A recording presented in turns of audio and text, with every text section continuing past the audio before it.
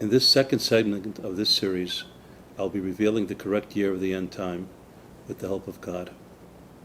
As mentioned in segment 1 of this series, the Temple of Jupiter, built by Hadrian on the Temple Mount, was destroyed by the Emperor Constantine, who embraced Christianity and made it the official religion of the Roman Empire in the early part of the 4th century. He also restored the name of the holy city to its original name, Jerusalem. But Constantine was not the nicest guy, not by a long shot. In fact, he hated the Jews who did not convert to Christianity just as much as Hadrian hated the Jews who did not accept Roman paganism. Constantine kept in place the cruel edict of Hadrian to bar the Jews from their holy city, Jerusalem.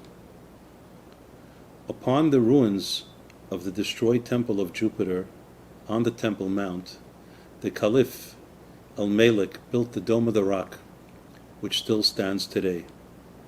It was completed in the year 692. It was meant to display the superiority of Islam over Christianity and Judaism. Verses from the Quran declaring the superiority of Islam and of their Prophet Muhammad over all previous prophets, including Moses, were prominently inscribed inside and outside the dome. They are there till this very day.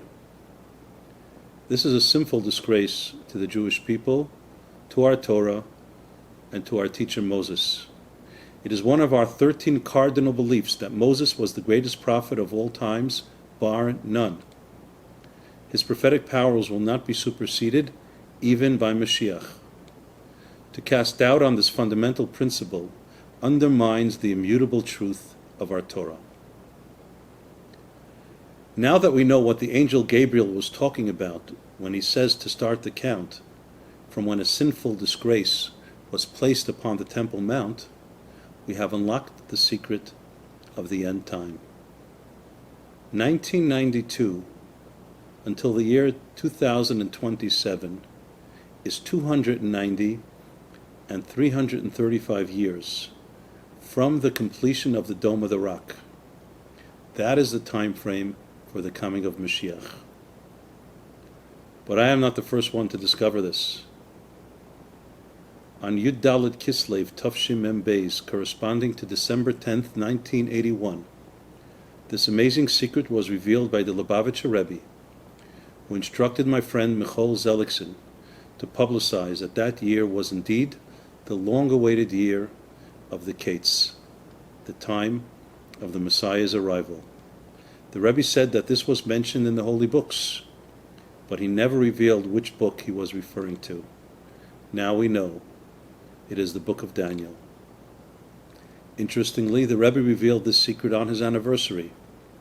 On that day, in 1928, the Rebbe married the daughter of the previous Rebbe, which enabled him to eventually assume the leadership of Chabad. In that year, the Rebbe also revealed the meaning of the verse mentioned above from the beginning of the last chapter of Daniel. At that time there will be a decree against the Jewish people, the likes of which they never have seen. The angel Michael, the defender of the Jews, will stand up against the Satan, and the Jews will be saved because they are inscribed in the book.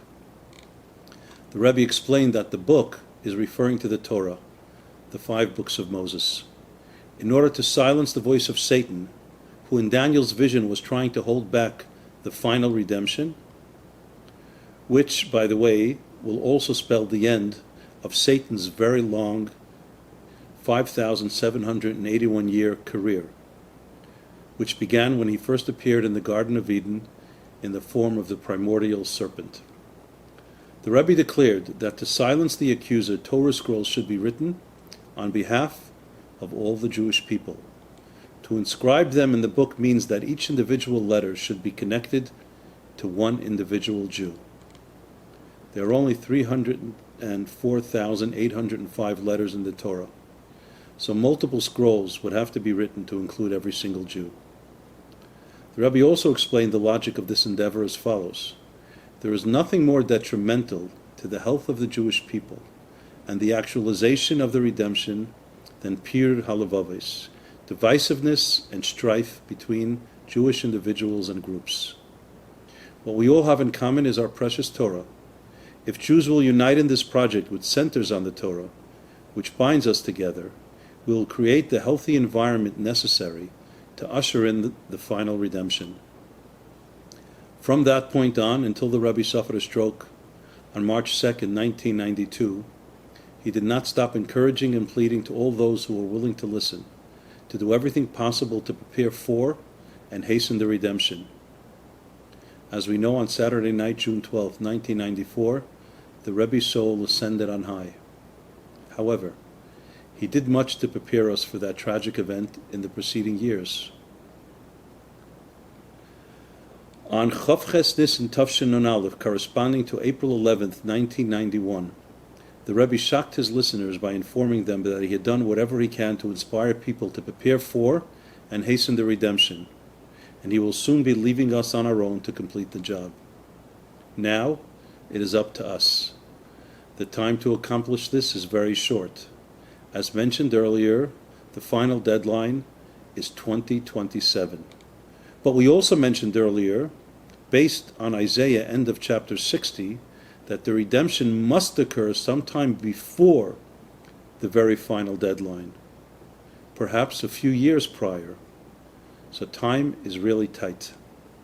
In the next segment, I will explain why, based on the above and many other prophecies that I will share with you, there is not the slightest doubt that President Donald J. Trump will be granted another 4 years in tomorrow's elections. He is the only one who can pound the final nails into the coffin of exile and complete the job entrusted to him 3,610 years ago, as will be explained. I will also explain why he faces such enormous opposition and hatred from all sides, the likes of which we have never seen against any U.S. president in history. I will also reveal to you that Joe Biden is much older than you think. He is planning to celebrate his 78th birthday this month, but he goes back much further. Not 78 years, not even 780 years.